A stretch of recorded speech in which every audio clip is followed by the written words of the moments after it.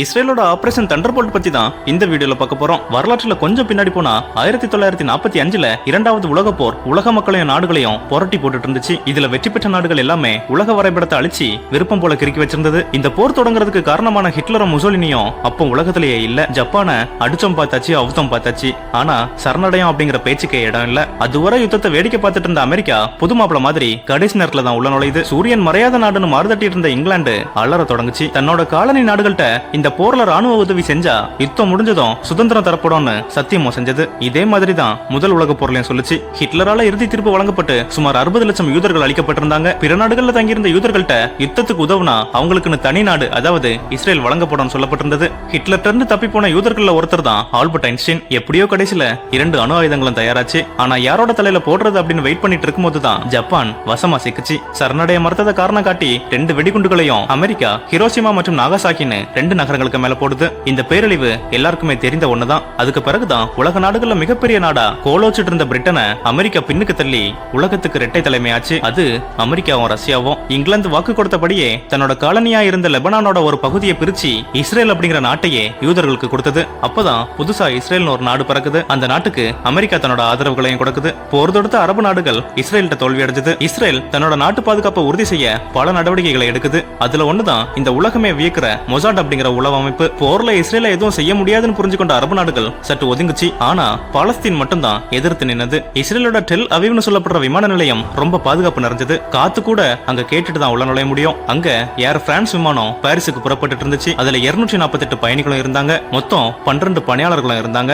போற வழியில ஏதென்ஸ்ல நிறுத்தி எரிபொருள் நிரப்பப்படும். அங்க பாதுகாப்புல அலட்சியம் அதிகம். அங்க இருந்து தான் 4 நபர்கள் விமானத்துல ஏறினாங்க. பாலஸ்தீன இயக்கங்கள்ல ஒன்னான பாப்புலர் ஃப்ரண்ட் இயக்கத்தை சேர்ந்த 4 பேரோட கைகள்லயும் பெரிய கருப்பு நிற பைகளும் உள்ள துப்பாக்கிகளும் கையெறி குண்டுகளும் மறைச்சு வைக்கப்பட்டிருந்தது. விமானம் கிளம்பிய கொஞ்ச நேரத்திலேயே 4 பேர்ல ஒருத்தன் பைக்குள்ள கைவிட்டு குண்டு எடுக்கிறான். எல்லாரும் கவனமா கேளுங்க, நாங்க இப்ப இந்த விமானத்தை கடத்த போறோம், இதுக்கு எல்லாரும் ஒத்துழைக்கலன்னா இந்த விமானம் வெடிச்சு செதுறோம்னு மிரட்டுறான். இன்னொருத்த நேரா பைலட்டோட இடத்துக்கே போய் நாங்க சொல்ற இடத்துக்கு விமானத்தை திருப்பலன்னா இந்த விமானம் வெடிக்கும்னு பைலட்டையும் மிரட்டுறான். அவன் கையில துப்பாக்கியும் இருக்கு. விமானம் உகாண்டாவோட எம்டே விமான நிலையத்துல வந்து தரையிறங்குது. இஸ்ரேல் சிறையில இருக்கிற 53 பாலஸ்தீனியர்களை 48 மணி நேரத்துல விடுவிக்கணும், இல்லன்னா இந்த விமானத்துல இருக்கிற 248 பயணிகளும் கொல்லப்படுவாங்க அப்படின்னு மிரட்டல் விடுவிக்கப்படுது. ஒட்டுமொத்த பயணிகள் 100 பேர் யூதர்கள். அதுல 90 பேர் இஸ்ரேலின் குடிமக்கள். மீதி இருந்த சில பேர் தான் பிரான்ஸ் மற்றும் இதர நாட்டு குடிமக்கள். கடத்தல்காரர்கள் 2 பேர் ஜெர்மனியை சேர்ந்தவங்க, இன்னும் 2 பேர் பாலஸ்தீனத்தை சேர்ந்தவங்க.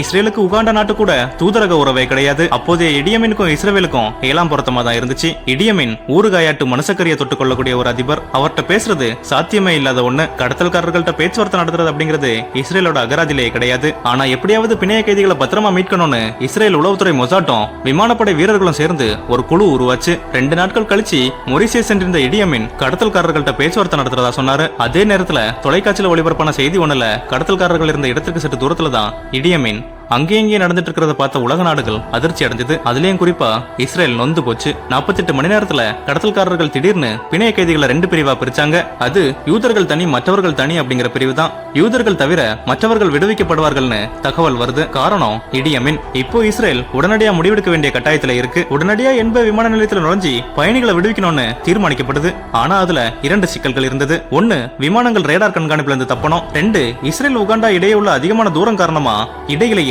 எரிபொருள் நிரப்பியே ஆகணும். லிபியால எரிபொருள் நிரப்பலாம், ஆனா அதிபர் கடாபி யூதர்களுக்கு எதிரானவர். இவரோட வற்புறுத்தல்னாலதான் யூதர்களை இடியமின் நாட்டை விட்டு துரத்தினாரு. இறுதியா ரேடாரோட கண்கள்ல சிக்காத மாதிரி கொஞ்சம் தாழ்ந்து பறக்கலாம்னு முடிவு பண்றாங்க. அடுத்ததா வழியிலேயே எரிபொருள் நிரம்பிய தனி ஒரு விமானம். அடுத்ததா விமான நிலையத்தில் கடத்தல்காரர்கள் பிணைய கைதிகள் இருக்கக்கூடிய இடம். இது மட்டும் இல்லாம வேறு சில விவரங்களையும் சேகரிக்கிறாங்க. இதுல முக்கியமான விஷயம் என்னன்னா என்பே அப்படிங்கிற விமான நிலையத்தை கட்டினதே யூதர்கள் தான். இதனால நாட்டை விட்டு வெளியேற்றப்படும் போது அந்த வரைபடத்தையும் எடுத்துட்டே தான் போயிருந்தாங்க. இது மூலமா தான் எங்கெங்க ராணுவ வீரர்கள் கடத்தல்காரர்கள் பிணைய கைதிகள் இருக்கிறாங்கன்னு உளவு தகவல்களை சேகரிச்சு திட்டம் வச்சிருந்தாங்க. இந்த நேரத்துல இடியமின் ஜூலை 3 மற்றும் 4 தேதிகள்ல மொரிசியஸ் போவதா இருந்துச்சு. கடத்தல்காரர்கள்ட்ட ஜூலை 4 தேதி வரைக்கும் காலக்கெடு கேட்கிறாங்க.